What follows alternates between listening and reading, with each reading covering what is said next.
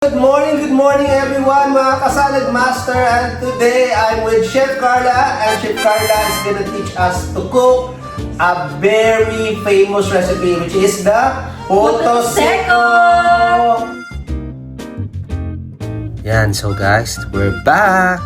And now we're gonna cook Puto Seco in our 12-inch oil core electric skillet, ang ating love na love at perfect partner sa ating pagbe-bake sa kusina. So ayan, so umpisan na namin ni Chef Carla yung pag-lalagay-lagay ng lahat ng ingredients. By the way guys, ang ingredients lalagay po natin dyan sa ating bio. So check nyo na lang po, available na po yan. So ito, inumpisan ko na nga i-preheat siya ng ating oil core electric skillet. So mahal na mahal natin yan kasi it can cook everything po, baking, roasting, grilling. So ngayon po, nakikita nyo po, ilalagay-lagay ko na po yung ating hinati-hating Puto Seco dyan.